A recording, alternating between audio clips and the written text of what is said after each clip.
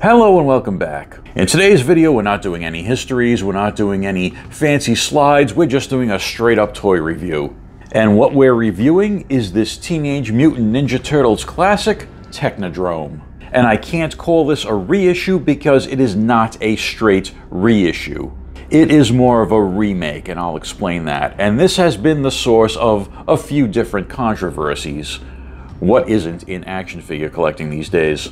This current run of Teenage Mutant Ninja Turtle classics, remakes and reissues started around 2020, with the first wave of 4 Turtles, the Party Wagon and the Blimp being exclusively sold at Walmart, but those turned out to be only limited time exclusives, as about a year later they started showing up in places like Big Bad Toy Store.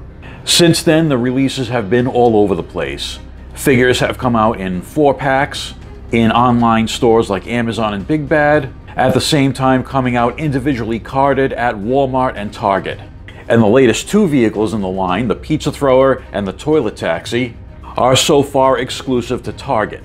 Sort of following along with the pattern of seemingly every other retro line that's out there these days, like Motu Origins and McFarlane Superpowers, they've made these lines a real pain in the butt to collect, which is a sure way to kill interest in your toy line, but I digress. This particular Technodrome release is currently exclusive to Amazon.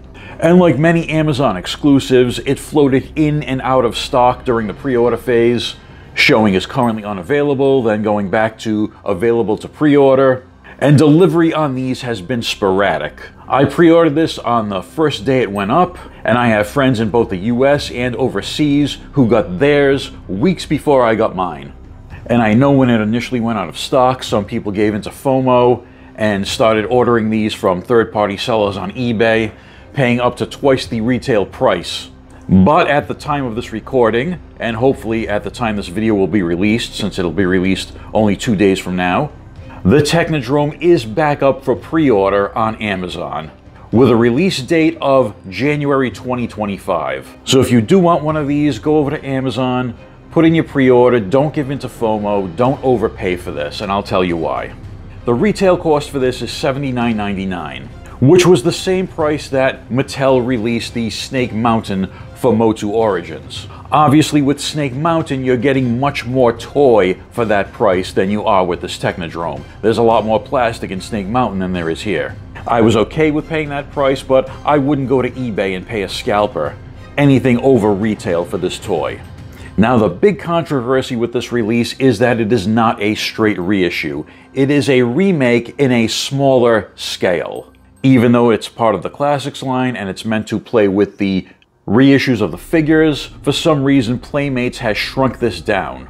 And from what I've seen from comparisons with the original, it's about an inch shorter in height and about 1.5 inches to 2 inches smaller in girth. Why Playmates has done this, I have no idea. There are some theories out there, some conspiracy theories about Amazon dictating how big the box should be to fit inside their warehouses. I don't know how true that is. I think it's just a matter of cost saving. Less plastic, less money. Shrink it down and it's cheaper to make. That seems to be a recurring theme with modern toys, especially reissue toys. For some people, the smaller scale is a deal breaker. They don't want this toy in a smaller scale, they want the original size. And that's a perfectly valid point. The flip side of that coin is that an original, complete, in good condition will cost upwards of $400. At the time I'm recording this, a loose complete one sold recently on eBay for $400, where a slightly yellowed version sold for $300. So some collectors are buying this reissue because it is cheaper to get than an original, and they wanted this playset for display. That's the camp I fall into. I never had an original Playmates 1989 Technodrome, so I picked this one up for my Turtles display. And whether you think this is a bad deal or a good deal, neither opinion is wrong. We all collect how we want, we all play how we want. If you're comfortable making this purchase, then it's the right decision for you. If you're not, save up for an original, and that's also a perfectly valid decision. Alright, enough of the controversy, let's take a look at the actual toy. I'll be looking at the features of this playset with these figures. I have the remastered Michelangelo, the one with the extra articulation, and the reissues of Krang and Genghis Frog. The box itself is really well done. Beautiful retro artwork on the front, along with a Ninja Turtles 40th anniversary logo in the top right corner. On the side, you get different shots of the actual toy.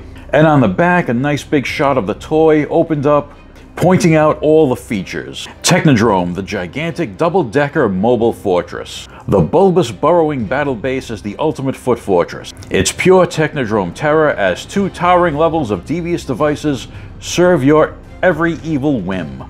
The toy itself comes in many pieces that have to be assembled. And there are also 4 sticker sheets included, so there's a lot of stickers to apply to this thing. Included is a double-sided instruction sheet showing you all the assembly process, sticker placement, and all the action features. First, we'll look at the exterior features. So there are some big plastic wheels that it can roll around on. 2 big guns on the front and back that can be operated from the interior, and a few smaller guns all around it. There are also 2 gunner platforms on either side.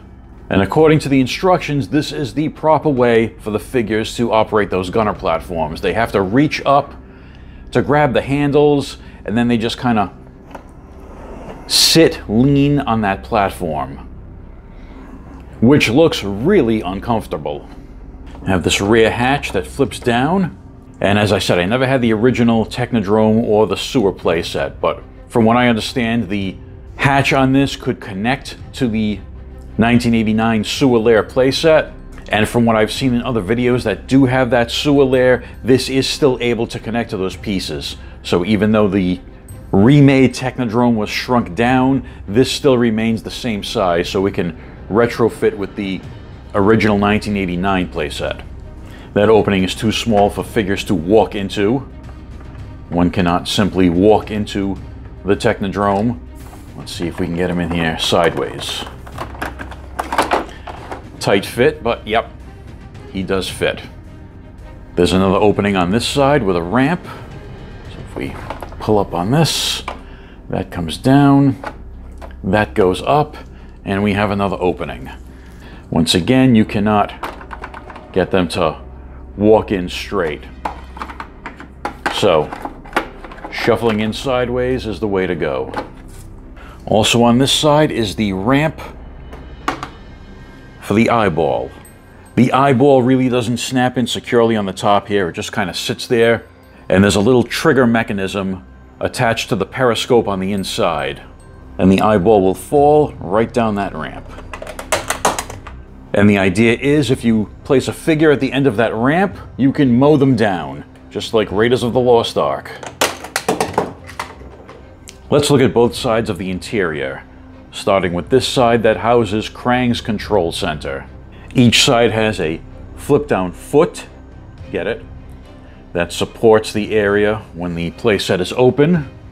And on this side there's a little post right up here where you can take your Krang figure that has a hole on the bottom of him and seat him right there at the control center, which looks very uncomfortable for Krang. Underneath here there's a weapon storage rack. There's a couple of empty toxic drums that I assume you can put some ooze or slime into. And this red hatch is removable so that Krang can escape through it. On the other side, when it's opened up, there are 2 separate pieces that you can attach to it. One is the connecting bridge with the podium that snaps on right there. The other piece is what's called the Turtle Brain Scrambler, which plugs into this post hole in front of the jail cell. The Brain Scrambler has a little spring down where that post connects. So if you wind it up like so and let it go. So the idea is to put a turtle on there and scramble their brains. But does it work? The only way I could get that to work properly is to use the remastered Mikey that has all the extra joints and just kind of scrunch him all up in there and then turn the ankles in like that also.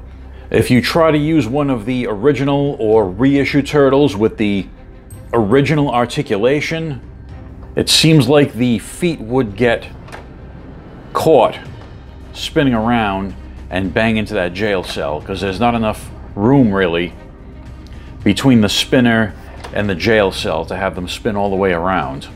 Whether that's a result of this playset being shrunk down or not, I don't know. If someone has an original Technodrome, let me know in the comments if that was a problem with the original. There's a little examination bed here with a scanner on the top, and supposedly you can put some ooze or slime in there and drip it down on the figure while they're being examined. But I'm pretty sure this is a result of the playset being shrunk down. You put a figure in that bed, Mikey's nose is just about touching the top level there. So this scanner is, you know, whacking him in the head as it spins around. That's not a very good fit. Here we have Genghis on the platform and Mikey sitting in that control seat. And Mikey cannot sit flush in that seat because there's just not enough depth where the legs go and the feet go onto here. And that's the same thing with the two gunner seats in the middle of the Technodrome. The figures can only sit on top of the seats and they really can't get in there to be properly seated. I will note that there are photos on the box showing Bebop in one of the gunner seats and Shredder in that other control panel seat. But I think it's painfully and comically obvious that when they were taking the photos, they would have had to take the legs off those figures to get them seated like they are in those photos. There's a trapdoor in the center. There is no mechanism attached to this, so it looks like you just kind of push the figure through and they fall into the jail cell. The jail cell is actually tall enough so that they can stand up inside. The manacles do fit around the wrists of both the remastered and original figures. They just look like they'd be very awkward to use.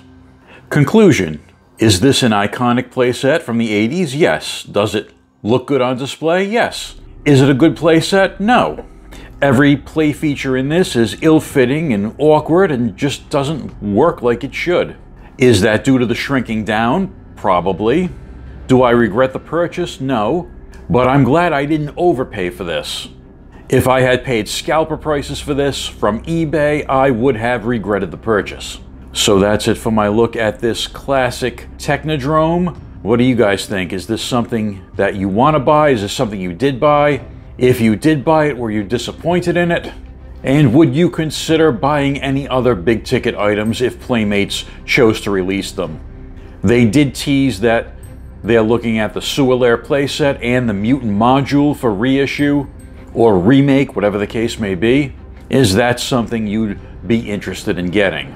Let me know in the comments below. As always, thank you for your time and attention, and I'll see you in the next video.